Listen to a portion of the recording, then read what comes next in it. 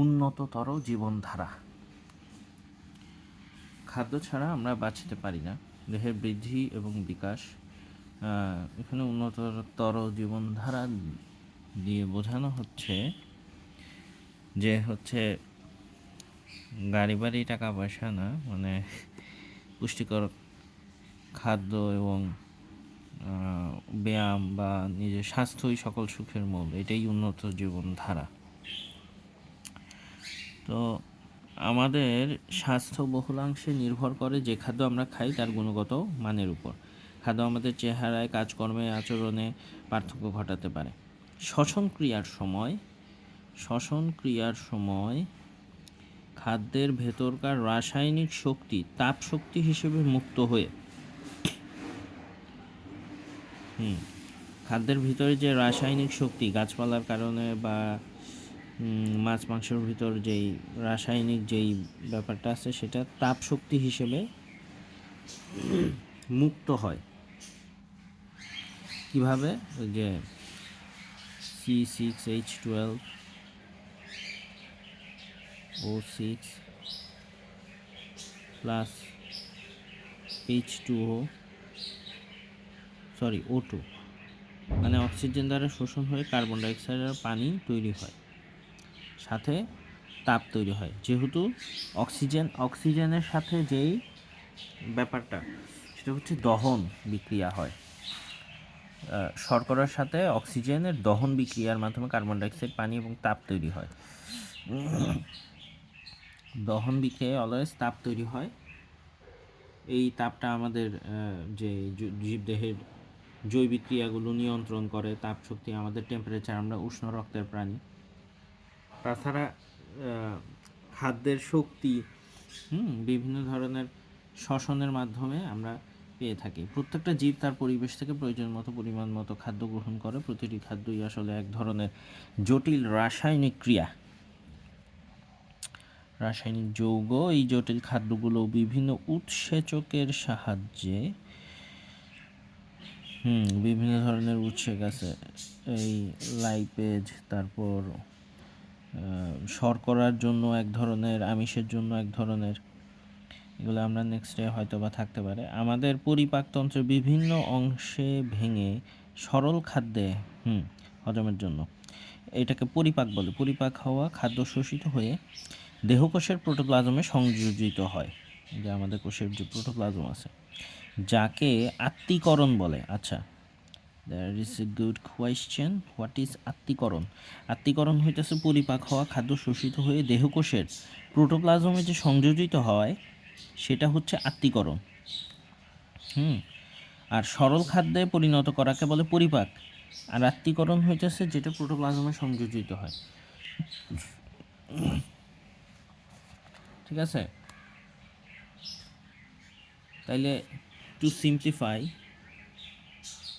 সরল খাদ্য মানে পরিপাক, মানে সরল খাদ্য মনে রাখার জন্য সরল খাদ্য সমান পরিপাক, প্রোটোপ্লাজমে সংযোজিত হওয়া মানে আত্তীকরণ। Simplified version it is. আচ্ছা, উৎসেচক সম্বন্ধে আমাদের কি আছে কি না, এই বিভিন্ন ধরনের উৎসেচকের কথাও থাকতে পারে এখানে।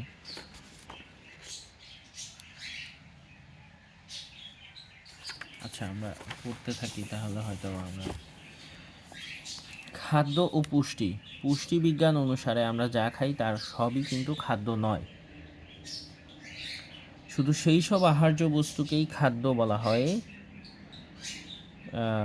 যেগুলো জীবদেহের বৃদ্ধি, শক্তি উৎপাদন, রোগ প্রতিরোধ, ক্ষয়পূরণ করে, এক কথায় দেহের পুষ্টি সাধন করে। আচ্ছা, এখানে আমরা খাদ্য আর পুষ্টি পড়তেছি। খাদ্য আর পুষ্টির মধ্যে জিনিসটা হইতেছে যেটার মধ্যে পুষ্টি আছে সেটাই খাদ্য। আচ্ছা, পুষ্টি হলো পরিবেশ থেকে প্রয়োজনীয় খাদ্যবস্তু আহরণ করে খাদ্যবস্তুকে পরিপাক ও শোষণ করা। পুষ্টি জিনিসটা কি? পরিবেশ থেকে এনভায়রনমেন্ট থেকে, পরিবেশ থেকে প্রয়োজনীয় খাদ্যবস্তু আহরণ করে খাদ্যবস্তুকে পরিপাক ও শোষণ করা এবং আত্তীকরণ। আত্তীকরণ মানে কি? আত্তীকরণ মানে হইতেছে ওই যে যেটা আমাদের প্রোটোপ্লাজমে সংযোজিত হয় খাওয়ার পরে দেহকোষের। আত্তীকরণ দ্বারা দেহের শক্তির চাহিদা পূরণ, রোগ প্রতিরোধ, বৃদ্ধি, ক্ষয়পূরণ করা। পুষ্টির ইংরেজি শব্দ হচ্ছে নিউট্রিশন। অপরদিকে খাদ্যের যেসব জৈব ও অজৈব উপাদান অথবা অজৈব উপাদান জীবের জীবনী শক্তি যোগান দেয় তাদেরকে একসঙ্গে পরিপোষক বা নিউট্রিয়েন্টস বলে। যেমন গ্লুকোজ, খনিজ লবণ, ভিটামিন ইত্যাদি হচ্ছে নিউট্রিয়েন্টস। পরিপোষকের পরিপাকের প্রয়োজন হয় না। প্রাণীরা খাদ্যের মাধ্যমে পরিপোষক গ্রহণ করে। আচ্ছা, আমরা বলতে পারি খাদ্যের কাজ প্রধানত তিনটি। কি কি? দেহের গঠন, ছোট থেকে বড় হওয়া, বৃদ্ধি সাধন, ক্ষয়পূরণ কোনো একটা ক্ষতি হইলে, বা রক্ষণাবেক্ষণ, মেইনটেন্যান্স। খাদ্যে দেহে তাপ উৎপাদন করে কর্মশক্তি প্রদান করে। আমাদের জ্বর হইলেও কিন্তু দেহ আর্টিফিশিয়ালি তাপ উৎপাদন করে জীবাণু মেরে ফেলার জন্য। আবার বেশি তাপ উৎপাদিত হইলে সেক্ষেত্রে আমরা না প্যারাসিটামল খাই, তাপ কমাই। খাদ্যের রোগ প্রতিরোধ করে, দেহকে সুস্থ সবল কার্যক্ষম রাখে। আচ্ছা, ওকে, দ্যাটস গ্রেট। আচ্ছা,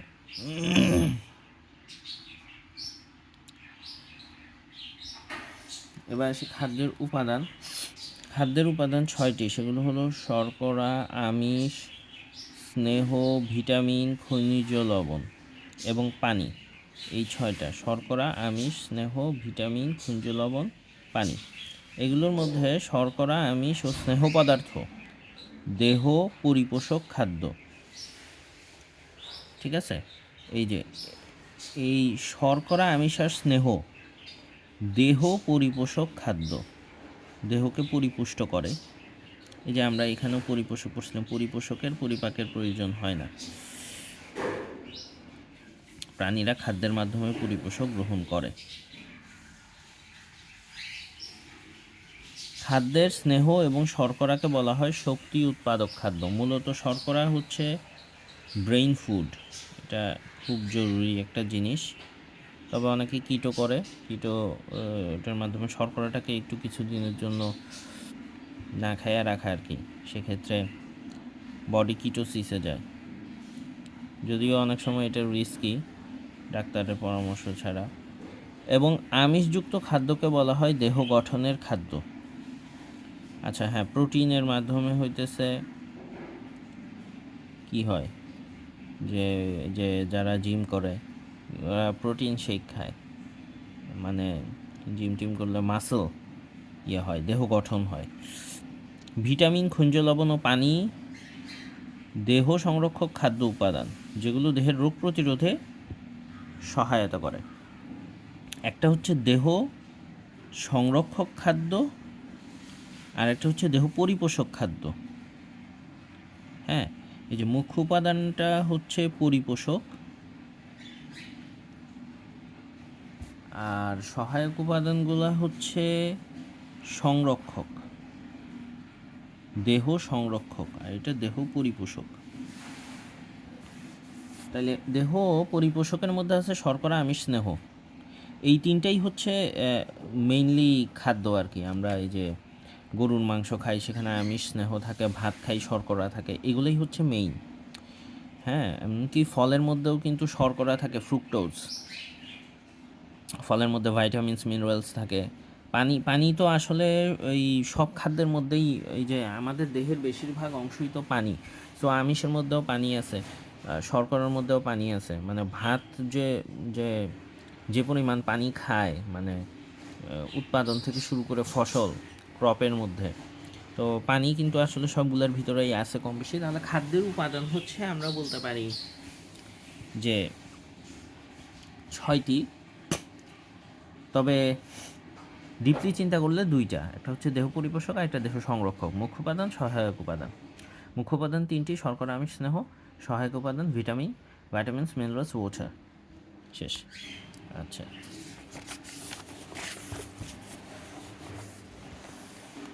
শর্করা বা কার্বোহাইড্রেট। আচ্ছা, কার্বোহাইড্রেট কী জন্য বলতেছে? কার্বোহাইড্রেট মানে হচ্ছে শর্করা, যেগুলো আমরা সাধারণত তৈরি হয় সেগুলো কার্বন হাইড্রোজেন দিয়ে তৈরি হয়, carbon and hydrogen, that's why it is carbohydrate. হ্যাঁ, অক্সিজেনও থাকে। শর্করা হচ্ছে মানুষের প্রধান খাদ্য। কার্বন, হাইড্রোজেন এবং অক্সিজেন নিয়ে শর্করা তৈরি হয়। শর্করা বর্ণহীন, গন্ধহীন এবং অল্প মিষ্টি স্বাদযুক্ত। যদিও স্বাদ অল্প মিষ্টি, কিন্তু শর্করা মানেই কিন্তু চিনি।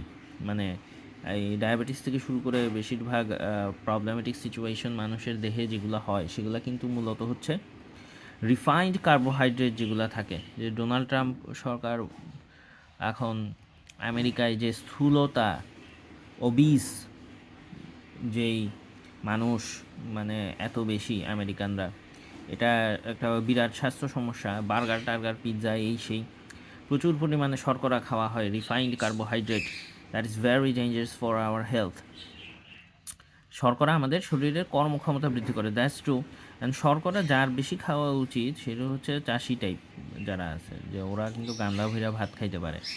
হ্যাঁ, ওদেরই এগুলো বেশি দরকার। চর্বি জাতীয় গরুর মাংস আসলে ওদেরই বেশি খাওয়া উচিত, কিন্তু যারা কাজ করে না তারাই খায় বেশি। এই জন্যেই আসলে সমস্যাটা তৈরি হয়। বেশ কয়েক ধরনের শর্করা বা কার্বোহাইড্রেট রয়েছে, এদের উৎসও ভিন্ন। যেমন উদ্ভিজ্জ উৎস। আচ্ছা, শর্করা তো মূলত উদ্ভিজ্জ উৎসই হয়। মানে আমরা শর্করা বলতেই তো বুঝি ভাত, ধান, গম, ভুট্টা ইত্যাদি শস্য জাতীয় জিনিস। এছাড়া আলু আলু আলু আলু কিন্তু খুব ডেঞ্জারাস। আলুর গ্লাইসেমিক ইন্ডেক্স অনেক বেশি। আলু ডায়াবেটিস রোগী বা ডায়াবেটিসের একটা ভাতের চেয়েও ডেঞ্জারাস আলু। রাঙা আলু, রাঙা আলু, I don't know what is রাঙা আলু, খাই নাই কখনো। আচ্ছা, কচুতেও শ্বেতসার বা স্টার্চ পাওয়া যায়। আচ্ছা, এবার ফার্স্ট অফ অল হচ্ছে শ্বেতসার বা স্টার্চ। তো আমরা নিয়মিত শ্বেতসার বা স্টার্চ খাই। এরপরে আসি গ্লুকোজ। গ্লুকোজ এইটা চিনির তুলনায় মিষ্টি কম, কিন্তু এই শর্করাটা পাওয়া যায় আঙুর, আপেল, গাজর, খেজুর ইত্যাদিতে। হ্যাঁ, এবং মজার বিষয় হচ্ছে এখানে গ্লুকোজকে ব্রেইন ফুড বলা হয় শর্করার মধ্যে। এই আঙুর, আপেল, গাজর, খেজুর এগুলা কিন্তু সবগুলাই হচ্ছে খুব মানে ভালো খাবার। গাজর হইতেছে বিটা ক্যারোটিন, এটা চোখের জন্য ভালো। আঙুর তো যে আমরা এরকম শুনছি, হযরত ওমর ফারুক রাদিয়াল্লাহু তাআলা আনহু কে যখন অ্যাসাসিনেট করার চেষ্টা করা হয়, ওনাকে আঙ্গুর, দুধ এগুলো দিলে রক্তের মাধ্যমে বের হয়ে আসে, এরকম একটা আমি শুনছিলাম। আমি যদিও 100% শিওর না। আর আপেল সম্বন্ধে তো an apple everyday keeps away you from doctors. এরপরে খেজুর সম্বন্ধে তো বলার কিছু নেই। খেজুর তো একটা কমপ্লিট ফুড, লাইক হানি। এরপরে আমরা যদি দেখি ফ্রুক্টোজ মানে হচ্ছে ফ্রুট অ্যান্ড ফ্রুক্টোজ। হ্যাঁ, ফ্রুট সুগার, এই যে লিখে দিচ্ছি, ফ্রুট সুগার। আম, পেঁপে, কমলা, সব ধরনের মিষ্টি ফুলের মধুতে ফ্রুক্টোজ থাকে। ফ্রুক্টোজের একটা বিষয় হচ্ছে, ফ্রুক্টোজ কিন্তু সাধারণত একমাত্র লিভার পরিপাক করে, ঠিক আছে। অন্য অন্ত্রতন্ত্র খুব একটা বেশি ইউজ হয় না। Fructose is digested only by our liver. এরপর সে সুক্রোজ হচ্ছে যেগুলো আমরা ওই যে চায়ের সাথে দেই আর কি, মানে হচ্ছে চিনি, আখের রস, গুড়, মিছরি এর উৎস। মিছরি তো খুব ডেঞ্জারাস। আচ্ছা, এবার আসি আমরা সেলুলোজ। What is cellulose? বেল, আম, কলা, তরমুজ, বাদাম, শুকনো ফল এবং সব ধরনের শাকসবজিতে সেলুলোজ থাকে, ঠিক আছে। তাইলে উদ্ভিদ থেকে আমরা টোটাল 5 ধরনের পাই। তাহলে কি আমরা যদি না দেখে বলার চেষ্টা করি, শ্বেতসার, glucose, fructose, sucrose and cellulose. হ্যাঁ, সুক্রোজ লাস্টের সাথে মিল আছে, সুক্রোজ, সেলুলোজ, লোজ, সেলু। এই লাস্টের দুইটা মনে রাখা বেশি ইজি হবে। গ্লুকোজ, ফ্রুক্টোজ, শ্বেতসার বা starch. Okay. It's done. Now come to প্রাণীজ উৎস। প্রাণীজ উৎস হচ্ছে ল্যাকটোজ বা দুধে কিছু পরিমাণ শর্করা থাকে, দ্যাট ইজ গরু, ছাগল এবং অন্যান্য প্রাণীর দুধে এই শর্করা থাকে। গ্লাইকোজেন, আচ্ছা গ্লাইকোজেন হচ্ছে ওই যে লিভারের মধ্যে যেই পশু ও পাখি জাতীয় মুরগি, কবুতর, প্রাণী, যকৃৎ এবং মাংসে গ্লাইকোজেন শর্করাটি থাকে। তার মানে ওই যে যেটা বললাম, আমরা যদি মাংস খাই, মাংস থেকেও কিন্তু আমরা শর্করা পেতে পারি। যে ভাত খেয়েই যে আমাদের খালি শর্করা নিতে হবে, দ্যাটস নট রাইট। ওটা হচ্ছে সিম্পল কার্বোহাইড্রেট। হ্যাঁ, আচ্ছা এবার আসি পুষ্টিগত গুরুত্ব। এখানে অনেক পড়া আছে, যদিও রিডিং করতে কষ্ট লাগে, বাট রিডিং আরেকজনে পড়লে তো শুনতে ভালোই। আমাদের শরীরের পুষ্টিতে শর্করার অনেক বড় ভূমিকা রয়েছে। ওকে, শর্করা শরীরের কর্মক্ষমতা বাড়ায় এবং তাপশক্তি উৎপাদন করে, এগুলো আমরা পড়ছি। মেটাবলিক, জীবদেহে বিপাকীয় কাজের জন্য যে শক্তির প্রয়োজন হয়, মেটাবলিক। আচ্ছা মেটাবলিক নিয়ে একটা জিনিস আছে ডাক্তারিতে, যে মেটাবলিক গ্যাস্ট্রিক টাইপ একটা জিনিস আছে, যে মেটাবলিক ডিজিজ, যে হজম করতে পারে না, প্রয়োজনীয় শক্তি উৎপাদিত হয় না। হ্যাঁ, এটা খুব ডেঞ্জারাস একটা ইয়ে। গ্যাস্ট্রিকের মধ্যে তো আরও কি আইবিস টাইবিস কি কতগুলো আছে, আইবিআইএস, সেটি কার্বোহাইড্রেট জাতীয় খাদ্য জারণের ফলে উৎপন্ন হয়। জারণ মানে হচ্ছে অক্সিজেনের দ্বারা যে দহন বিক্রিয়া হয় সেটাকে জারণ বলতেছে, কার্বোহাইড্রেট, যেটা এই যে এখানে লিখছিলাম। Where is it? যদিও ঠিকমতো বোঝা যাচ্ছে না। C6H12O6 প্লাস অক্সিজেন, এটা হচ্ছে দহন বিক্রিয়া, কার্বন ডাইঅক্সাইড আর পানি উৎপন্ন হয়। এই যে এখানে এটা দিয়ে তাপ বোঝানো হচ্ছে, অনেক হিট প্রডিউস হবে। আর কার্বন ডাইঅক্সাইডটা হচ্ছে মূলত আমাদের নিঃশ্বাস দিয়ে বের হয়ে যাবে।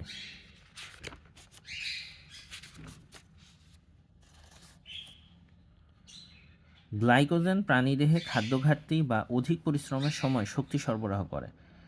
আচ্ছা, এই যে যদি আমরা অধিক পরিশ্রম না করি তাহলে এই গ্লাইকোজেনটা কিন্তু হচ্ছে লিভারে জমা হয়, যেটা ফ্যাটি লিভার তৈরি করতে পারে। ফ্যাটি লিভারের কারণে কিন্তু যে প্যানক্রিয়াস ইনফেকশন থেকে শুরু করে, ডায়াবেটিস থেকে শুরু করে অনেক ধরনের প্রবলেম, মানে লিভার আক্রান্ত হয়।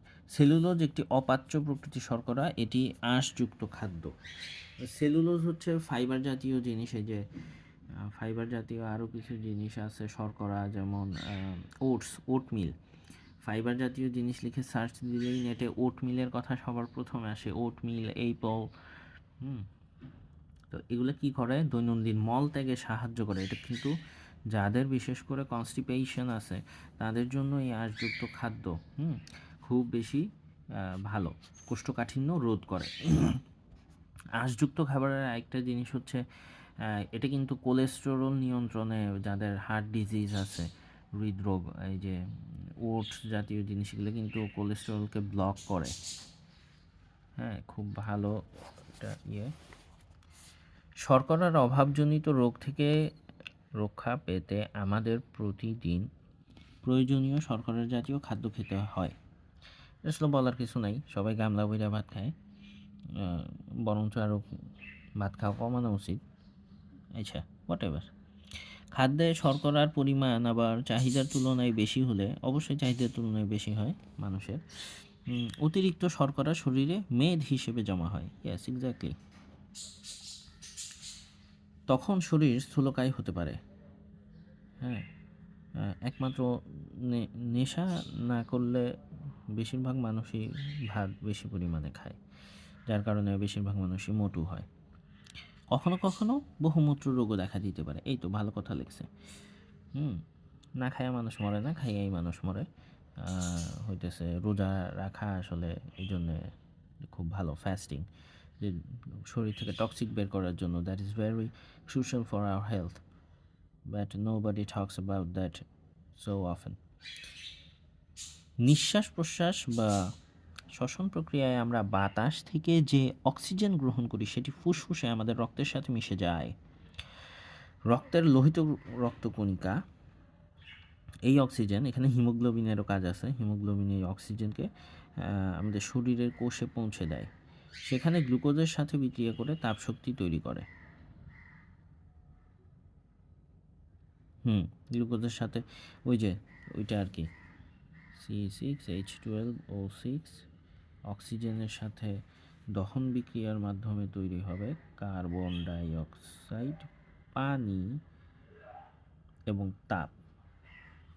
এই তাপটা আমাদের শরীরে সকল শক্তির উৎস।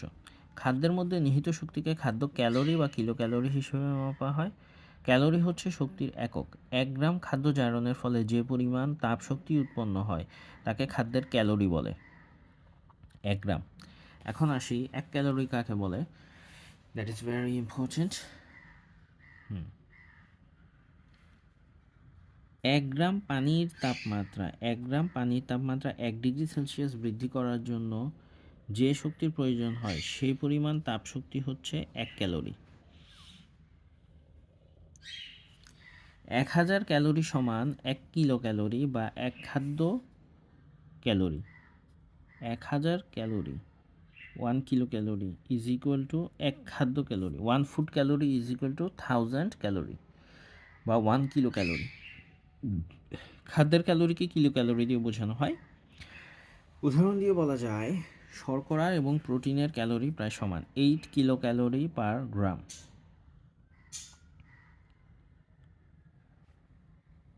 প্রতি গ্রামে 8 কিলো ক্যালোরি পাওয়া যায়।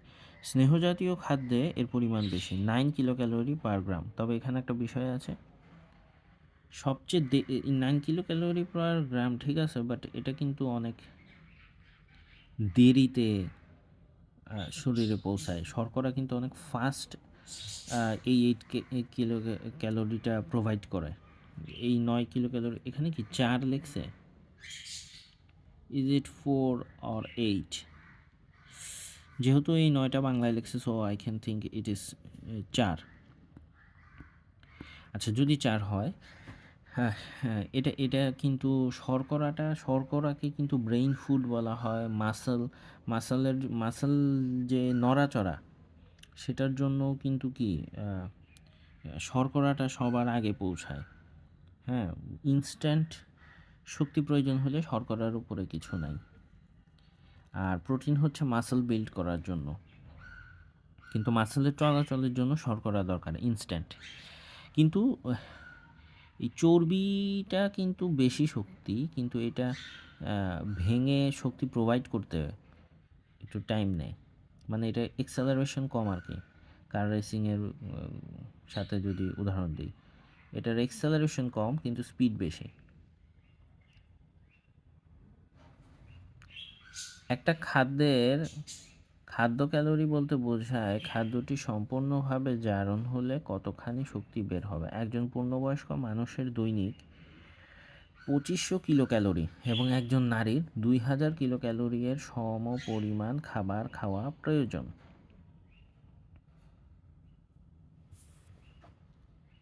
এবার আসি আমিষ বা প্রোটিন।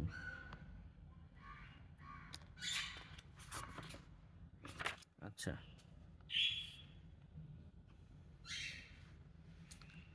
আচ্ছা, আরেকটা জিনিস, শর্করা ইস্টু আমিষ ইস্টু স্নেহ কত হওয়া উচিত? That is a question. এটা আমরা পরে বের করব। আর হচ্ছে এই যে 2500 কিলো ক্যালোরি কীভাবে বানানো যায়, কত গ্রাম খায়া। আচ্ছা, এবার আমরা আমিষ বা প্রোটিনে যাই। কার্বন, হাইড্রোজেন, অক্সিজেন এবং নাইট্রোজেন এই 4টি মৌলের সমন্বয়ে আমিষ গঠিত হয়। Amino acid, to be simplified it's amino acid. শরীরে আমিষ পরিপাক হওয়ার পর সেগুলো অ্যামাইনো অ্যাসিডে পরিণত হয়। অর্থাৎ বলা যায় একটি নির্দিষ্ট আমিষের পরিচয় হয় কিছু অ্যামাইনো অ্যাসিড দিয়ে। মানুষের শরীরে এ পর্যন্ত 20 ধরনের অ্যামাইনো অ্যাসিডের সন্ধান পাওয়া গেছে এবং এই অ্যামাইনো অ্যাসিড হচ্ছে আমিষ গঠনের একক। অ্যামাইনো অ্যাসিড হচ্ছে আমিষ গঠনের একক। উৎস দিয়ে বিবেচনা করা হলে আগের মতোই, শর্করা যেমন 2 ধরনের, উদ্ভিজ প্রাণীজ।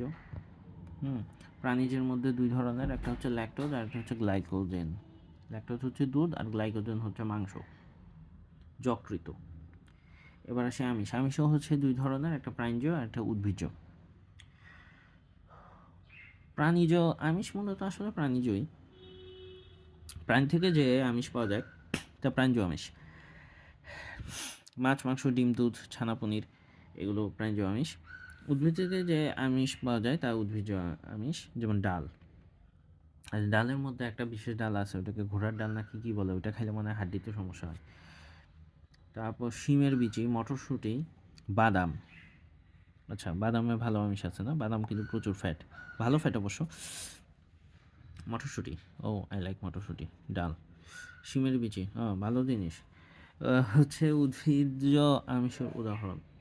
20টি অ্যামাইনো অ্যাসিডের মধ্যে 8টি অ্যামাইনো অ্যাসিডকে অপরিহার্য অ্যামাইনো অ্যাসিড বলে। সেগুলো কি?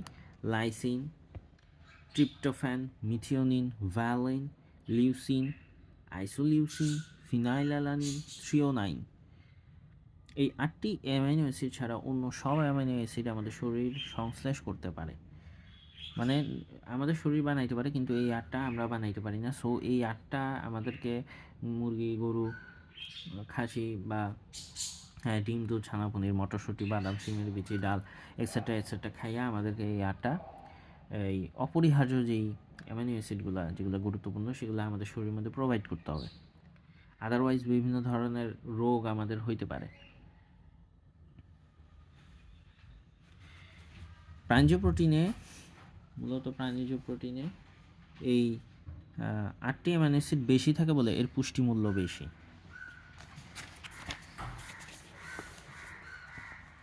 উদ্ভিজ্জ খাদ্যের মধ্যে ডাল, সয়াবিন, ভুট্টার মধ্যে এর পুষ্টিমূল্য বেশি, এমন প্রোটিন পাওয়া যায়। এদের পুষ্টিমূল্য কম, অপরিহার্য অ্যামাইনো অ্যাসিড তেমন একটা থাকে না। প্রাণীদেহের গঠন, প্রোটিন অপরিহার্য। দেহকোষের বেশিরভাগই প্রোটিন দিয়ে তৈরি। দেহের হাড়, পেশি, লোম, পাখির পালক, নখ, পশুর শিং এগুলো সব প্রোটিন দিয়ে তৈরি। তোমরা জেনে অবাক হবে যে oh shit, is it Mohammad Zafar Iqbal? Oh yeah. প্রাণীদেহের শুষ্ক ওজনের প্রায় 50% হচ্ছে প্রোটিন। শুষ্ক ওজনের 50% হচ্ছে প্রোটিন। ও, আসলেই অবাক হয়েছি, really. That's a very nice information. 50% হচ্ছে প্রোটিন, ওয়াও। স্নেহ পদার্থ বা লিপিড, ফ্যাটি অ্যাসিড এবং গ্লিসারলের সমন্বয়ে স্নেহ পদার্থ গঠিত হয়। আমাদের খাবারে প্রায় 20 ধরনের ফ্যাটি অ্যাসিড পাওয়া যায়। আচ্ছা, আমাদের শরীরে কিন্তু প্রায় 20 ধরনের অ্যামাইনো অ্যাসিডও পাওয়া যায়। এর মধ্যে 8টা হচ্ছে এসেনশিয়াল, আবার 20 ধরনের ফ্যাটি অ্যাসিডও পাওয়া যায়। কঠিন স্নেহ পদার্থগুলোকে চর্বি বলে, মানে গরু। আর যেগুলো কঠিন হয় না সেগুলো হচ্ছে উদ্ভিজ্জ, সয়াবিন তেল। সম্পৃক্ত ফ্যাটি অ্যাসিড সাধারণত তাপমাত্রায় এগুলো কঠিন অবস্থায় থাকে, যেমন মাছ কিংবা মাংসের চর্বি। যে স্নেহ পদার্থ তরল সেগুলোকে তেল বলে। তেল হচ্ছে অসম্পৃক্ত ফ্যাটি অ্যাসিড। সাধারণ তাপমাত্রায় এগুলো তরল থাকে, যেমন সয়াবিন তেল, সরিষা তেল ইত্যাদি। উৎস অনুযায়ী স্নেহ পদার্থ 2 প্রকার, যেমন প্রাণীজ, উদ্ভিজ্জ। চর্বিসহ মাংস, মাখন, ঘি, ডিমের কুসুম এগুলো হচ্ছে প্রাণীজ। আর উদ্ভিজ্জ হইতেছে সরিষা, সয়াবিন, তিল, তিসি, ভুট্টা, ব্লা ব্লা ব্লা, কাজু, বাদাম, পেস্তা সেই। আচ্ছা, স্নেহ পদার্থের কাজ কি? খাদ্যবস্তুর মধ্যে স্নেহ পদার্থ সবচেয়ে বেশি তাপ এবং শক্তি উৎপন্ন করে, বাট অনেক স্লো, মানে শরীরে প্রোভাইড হইতে অনেক টাইম লাগে। এই জন্য অনেকে কিটোসিস করে, যেন শরীর এটাকে তাড়াতাড়ি করা শিখে। শরীরের প্রয়োজন হয় না বলে খালি জমাইতেই থাকে, দ্যাটস ভেরি ব্যাড। দেহের পুষ্টি এবং বৃদ্ধির জন্য স্নেহ পদার্থ অতি আবশ্যক। বিভিন্ন ধরনের স্কিন ডিজিজ হয় চর্বি জাতীয় জিনিস কম খাইলে। স্নেহ পদার্থ দেহ থেকে তাপের অপচয় বন্ধ করে, ভবিষ্যতের জন্য খাদ্যভাণ্ডার হিসেবে কাজ করে, ত্বকের মসৃণতা এবং সজীবতা বজায় রাখে, চর্মরোগ প্রতিরোধ করে। That's right. যেসব ভিটামিন, অ্যাডেক, স্নেহজাতীয় পদার্থের দ্রবণীয়, সেগুলো শোষণে সাহায্য করে। হ্যাঁ, অ্যাডেক হচ্ছে এই ADEK, এগুলো হচ্ছে যদি চর্বি জাতীয় জিনিস শরীরে কম থাকে তাহলে সেক্ষেত্রে হজম হয় না, এই শোষণ হয় না ঠিকমতো। এই ভিটামিনগুলোর ঘাটতি হবে, এই যে অভাবজনিত